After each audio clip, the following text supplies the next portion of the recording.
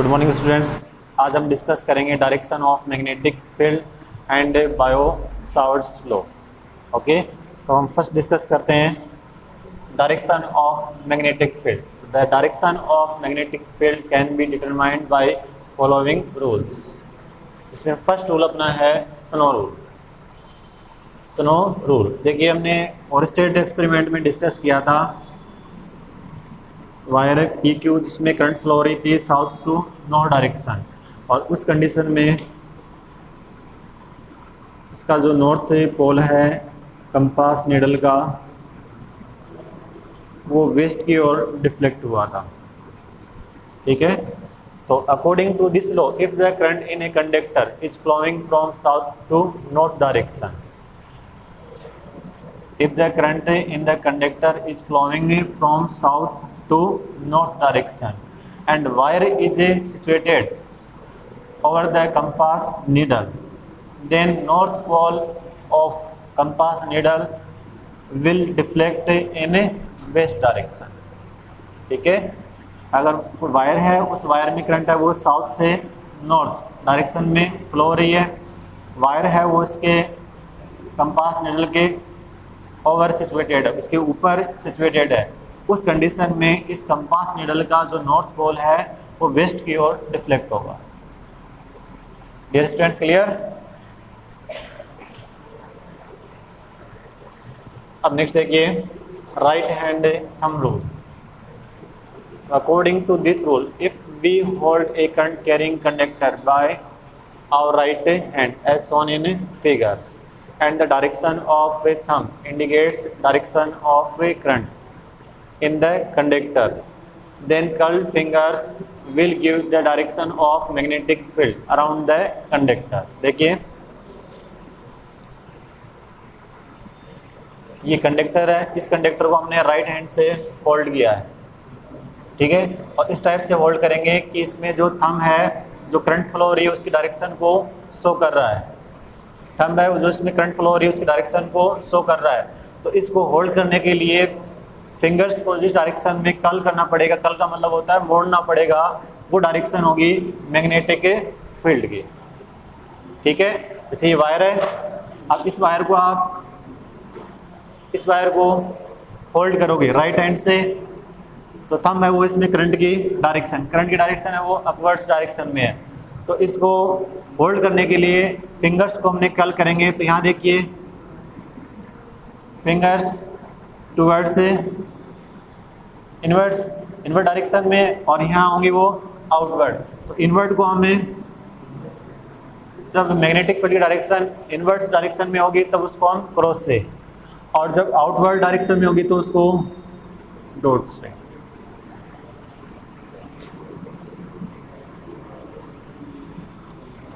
देखिए फिर समझिए, इसको हमने करंट कैरिंग कंडक्टर है उसको राइट हैंड से होल्ड किया है, होल्ड इस प्रकार किया है इसको कि जो थंब है वो करंट की डायरेक्शन को शो कर रहा है।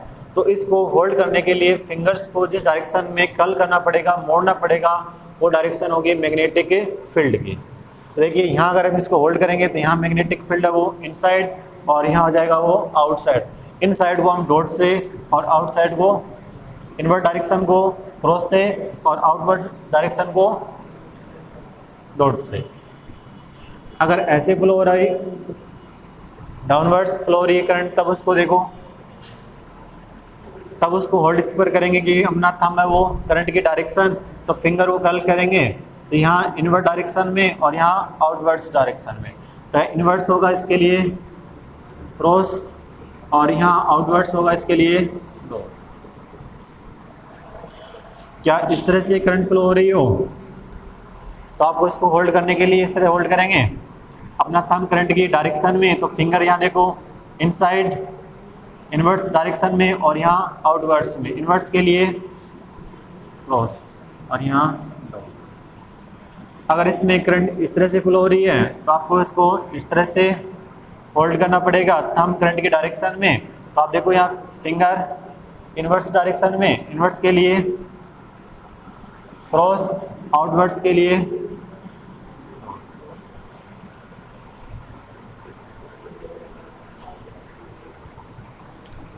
ओके, नेक्स्ट देखिए right hand palm rule for circular current. देखिए एक सर्कुलर लूप है, इसमें करंट आई फ्लो हो रही है। तो इस सर्कुलर लूप के लिए मैग्नेटिक फील्ड की डायरेक्शन हम फाइंड करेंगे राइट हैंड पाम रूल। तो according to this rule, if the direction of curled fingers of right hand gives the direction of electric current in the circular loop, then direction of thumb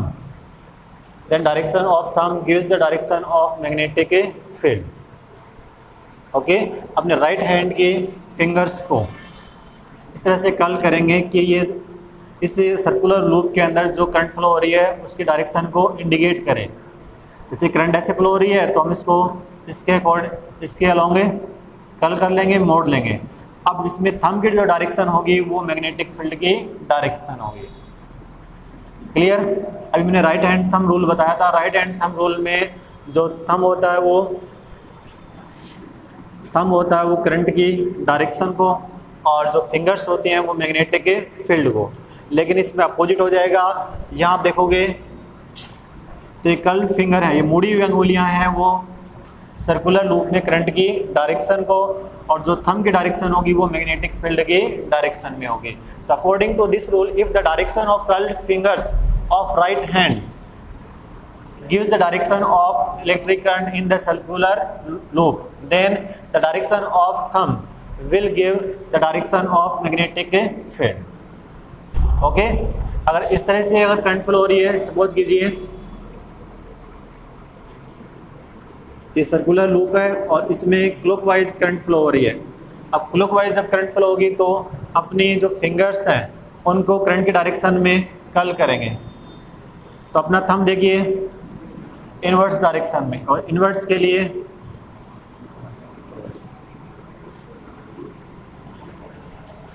फिर again देखो इससे loop में direction current की anti clockwise. तो देखिए अपनी जो fingers हैं उनको एंटी क्लॉकवाइज डायरेक्शन में कर्ल करेंगे तो देखिए अपना थंब आउटवर्ड्स डायरेक्शन में, और आउटवर्ड्स के लिए आ जाएगा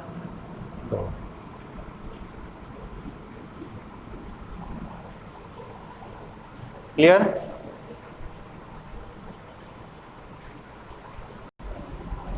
नेक्स्ट और लास्ट रूल देखिए मैक्सवेल्स कॉर्क स्क्रू रूल। तो according to this rule, if the direction of linear motion of right handed screw if the direction of linear motion of a right-handed screw gives the direction of current in the conductor, then the direction of rotation gives the direction of magnetic field। Clear? अपने पास एक right handed screw है और उस screw को हमें इस तरह से रोटेट कर रहे हैं कि उसकी जो टिप नॉब वो है इलेक्ट्रिक करंट की डायरेक्शन में मूव कर रही है। तो इस स्क्रू को रोटेट करने के लिए अपने थंब को जिस डायरेक्शन में रोटेट करना पड़ेगा वो डायरेक्शन होगी मैग्नेटिक फील्ड की। According to this rule, if the direction of linear motion of a screw gives the direction, तो स्क्रू की जो मोशन है वो करंट की डायरेक्शन में, then the direction of rotation gives the direction of magnetic field. इसको rotate कराने के लिए हमें इस अपने राइट हैंड के थंब को इस तरह से रोटेट करवाना पड़ेगा। तो यहाँ मैग्नेटिक फील्ड हो जाएगा वो इनसाइड और यहाँ हो जाएगा आउटसाइड। ठीक है, ये है मैक्सवेल कॉर्क स्क्रू रूल। अपना नेक्स्ट टॉपिक देखिए बायो-सावर्ट्स लॉ। दो ये डिफरेंट साइंटिस्ट हैं, एक सिंगल नेम नहीं है। ठीक है, फ्रेंच फिजिसिस्ट हैं बायो-सावर्ट्स। तो on the basis of experiment, Biot-Savart gives a law to find electric current, to find magnitude of magnetic field due to a current carrying a conductor. On the basis of experiment, Bayo-Savarts gave a law to find magnitude of magnetic field due to a current carrying a conductor, okay, or which is known as Bayo-Savarts law. According to this law, magnitude of magnetic field dB vector due to a small length element dl vector of a conductor xy having a current I at point P at distance r from dl vector in vacuum is directly proportional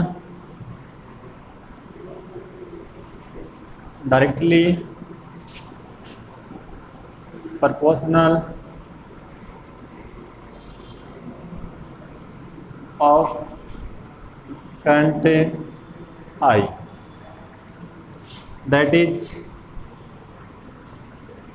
dB directly proportional I.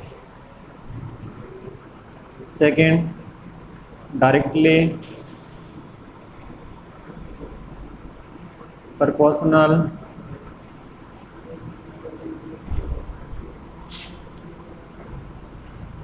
length of element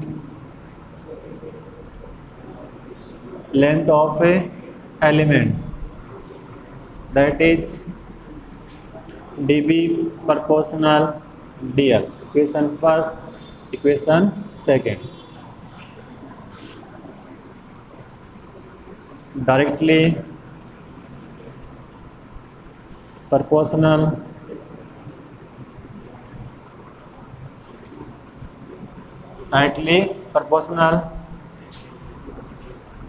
sine of angle of between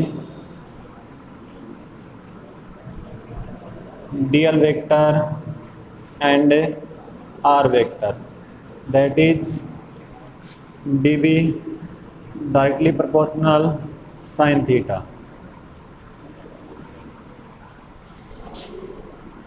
Fourth, inversely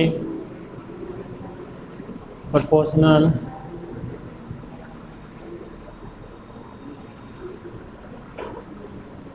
to the square of distance between point P and center of dl vector, that is dB inversely proportional r square. Question number 4. Clear? देखिए ये अपने पास से current carrying conductor है XY, इसमें current I X2 Y flow हो रही है।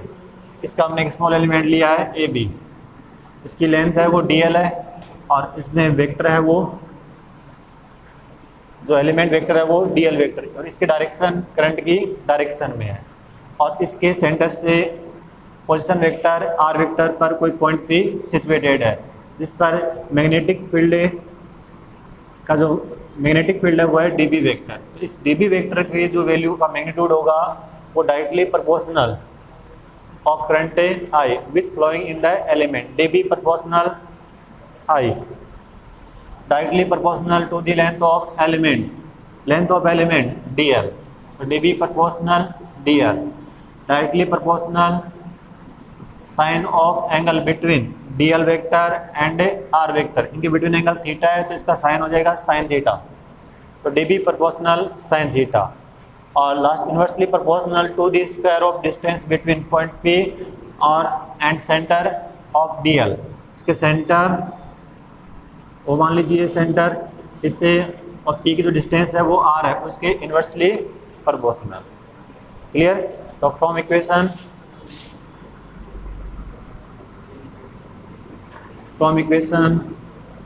1, 2, 3 and equation 4 से अपने आ जाएगा dB directly proportional I dl sine theta inversely proportional r square या D B equal to K I D L sine theta upon R square. Equation number 5 clear. और in vacuum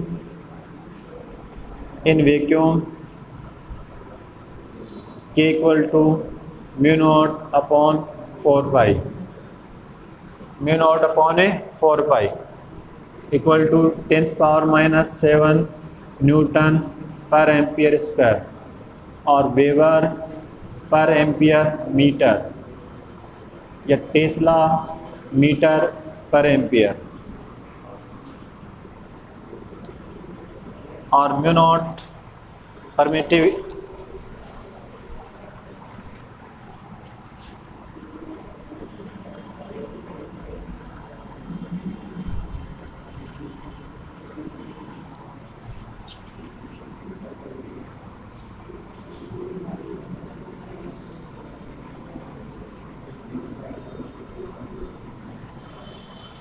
here mu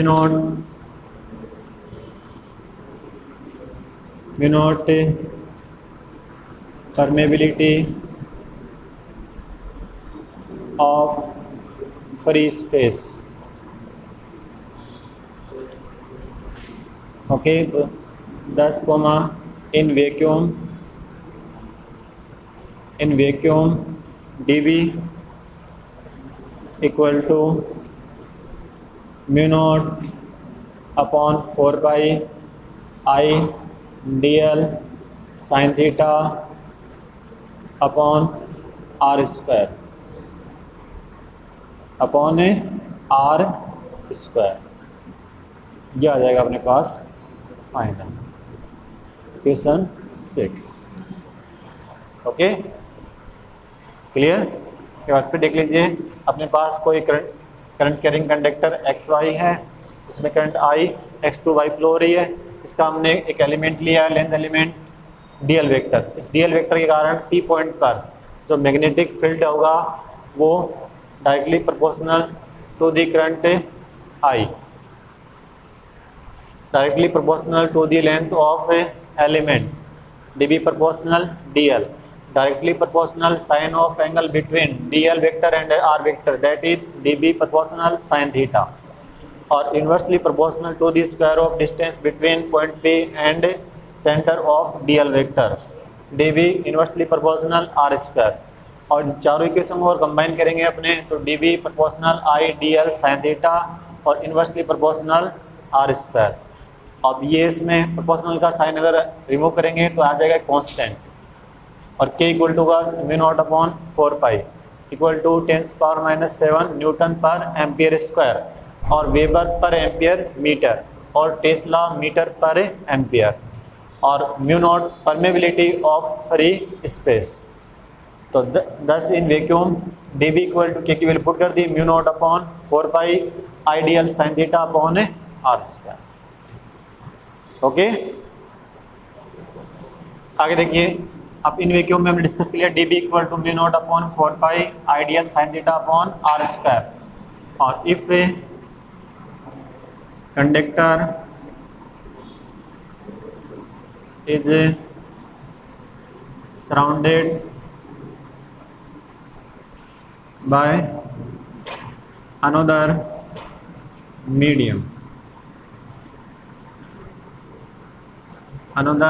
medium, तो उस condition में देखिए dB equal to mu upon 4 pi ideal sine theta upon R square. Equation 7,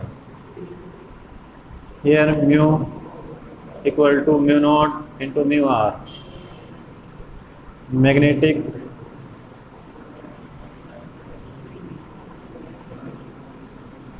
permeability of medium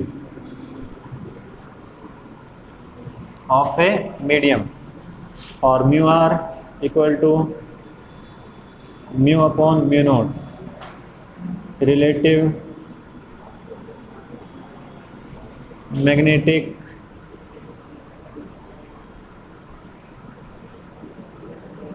permeability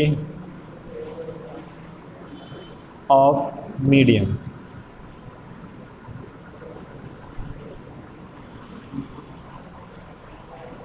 clear. फिर आगे देखिए, vector form of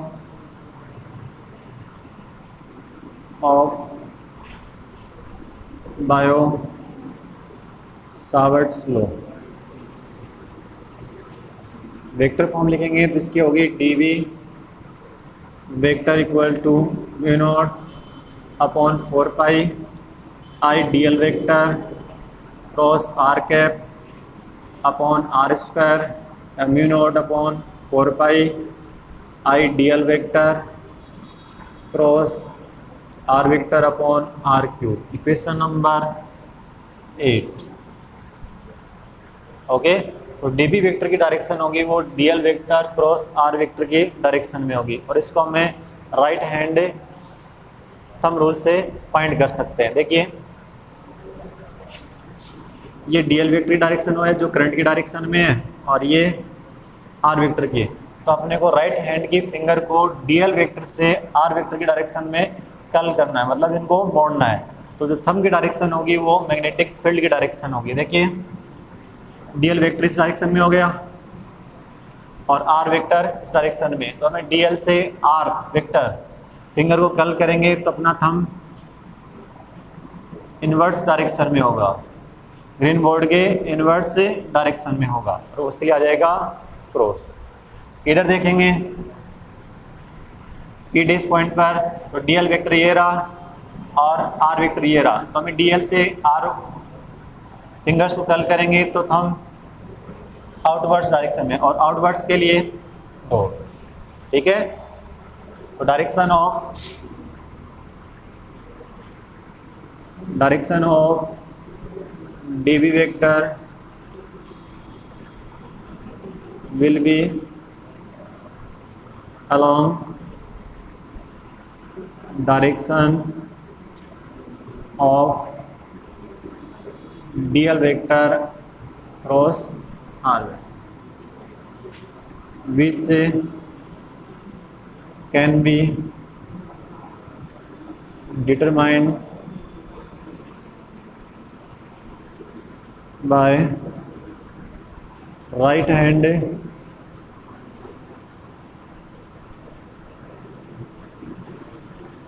thumb rule. Right hand thumb rule. ठीक है, तो पी पॉइंट पर डायरेक्शन होगी वो इनवर्स डायरेक्शन में होगी, और पी डैश पर होगी वो आउटवर्स डायरेक्शन में होगी। Dear students, clear? ओके।